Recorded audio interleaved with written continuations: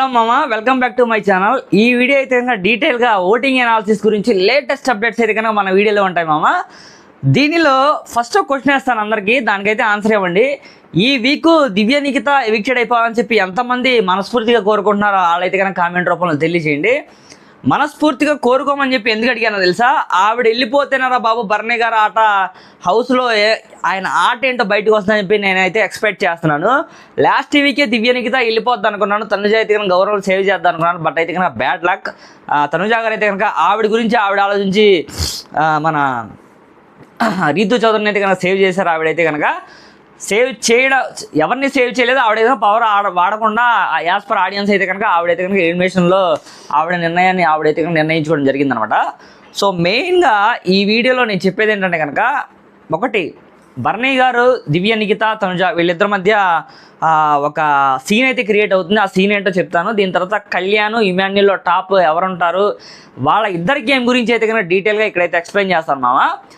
ఇక్కడ దీనికన్నా individual game ఎవరు ఏంటని చెప్పి ఇక్కడ ఎక్స్ప్లెయిన్ చేసేదానికన్నా కళ్యాణ్ వాళ్ళ అమ్మగారు వచ్చి ఏం హింట్స్ ఇచ్చారు, దాని తర్వాత ఇమాన్యుల్ వాళ్ళ మమ్మీ వచ్చి ఏం హింట్స్ ఇచ్చారు అని చెప్పి నేనైతే డీటెయిల్గా చెప్తాను. ఇక్కడైతే కనుక తనుజ కళ్యాణ్ వాళ్ళ అమ్మగారు వచ్చినప్పుడు పక్కనే అసలు 24 hours పక్కనే ఉన్నట్టుగా ఇచ్చిన 14 నిమిషాల్లో కూడా అసలు కదలకుండా ఒక్క సెకండ్ కూడా ఎక్కడ ఏం చెప్తారో, నా గురించి ఏం చెప్తారో ఏంటని చెప్పి ఎక్కడ కదలకుండా పక్కనే కూర్చున్న విధానం మీ అందరికీ ఏమనిపించిందో కామెంట్ రూపంలో తెలియజేయండి మామ.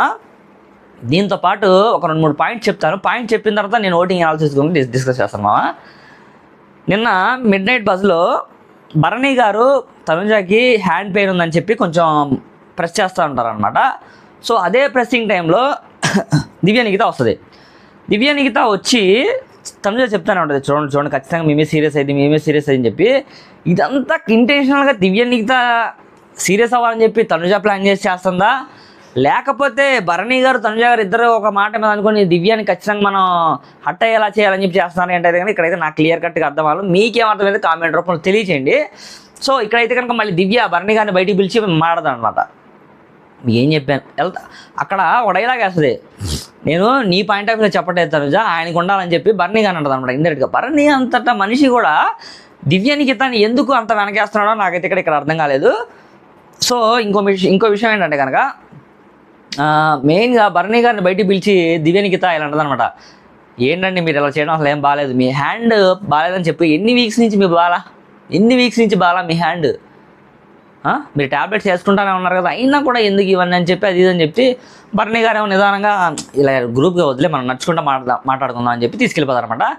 దివ్య నిఖిత చేసే ఇంట్లో మరీ వరస్ట్గా ఉన్నాయి మా దివ్య నిఖిత సిచ్యువేషన్స్ కానివ్వండి, తను ఓవర్గా రియాక్ట్ అవ్వడం కానివ్వండి, అక్కడ సీన్ క్రియేట్ చేయాల్సినంత అవసరం లేని దగ్గర కూడా పెద్ద సీన్స్ క్రియేట్ చేయడం కానివ్వండి, 100% టూ వరస్ట్ అనిపించింది నాకైతే కనుక. మీకేమనిపించిందో కామెంట్ రూపంలో తెలియజేయండి. ఇంక coming to voting analysis.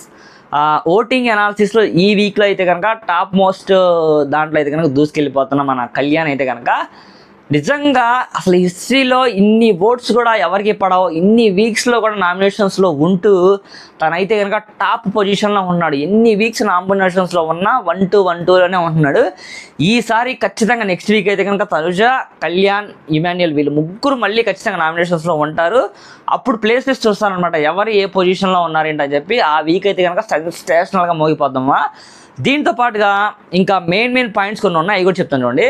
As per social media అంటే ట్విట్టర్, ఇన్స్టా, ఫేస్బుక్ ఇవన్నీ కానివ్వండి, ఇన్స్టాలో ట్రెండింగ్ అవుతున్న రీల్స్ కూడా దివ్య నిఖిత ఎలిమినేటెడ్ అయిపోతే బాగుండని చెప్పి చాలామంది ట్రోల్ చేస్తున్నారు. దీని తర్వాత తనుజ ఏదైతే తను బిహేవ్ చేసిందో వాళ్ళ అమ్మగారు వచ్చినప్పుడు తను శారీ ఇవ్వడం కానివ్వండి, కళ్యాణ్తో మాట్లాడే టైంని కూడా తన్ని వదలకుండా తన పక్కనే ఉండడం, ఏమి హింసిస్తారో నా గురించి ఏమనుకుంటున్నారు ఏంటని చెప్పి అక్కడి నుంచి కదలకపోవడం, మరీ ఇంత చెత్తగా బిహేవ్ చేసింది ఏంట్రా బాబు తనుజ, మినిమం కామన్ సెన్స్ కూడా లేదా? వాళ్ళ ఫ్యామిలీ వచ్చినప్పుడు అట్లీస్ట్ పర్సనల్స్ కొన్ని మాట్లాడాలని ఉంటాయి, వాళ్ళ మమ్మీ హింట్స్ ఇవ్వాల్సింది ఉంటుంది. సో అది కూడా చెప్పుకోనికుండా పక్కనే ఎందుకు ఉంది, తనుజకి ఏమైనా భయం ఏమైనా కలిగిందా అని చెప్పి అన్నట్టుగా ఉంది మామ ఇక్కడైతే కనుక. సో ఏదేమైనా కానివ్వండి, ఇక్కడ ఏంటంటే కనుక 11th వీక్ ఆల్రెడీ రన్ అవుతుంది, తర్వాత 12th వీక్ ఇంకా ఆల్రెడీ 4 వీక్సే ఉన్నాయి. సో అలా ఫాస్ట్గా అయితే అయిపోతాయి.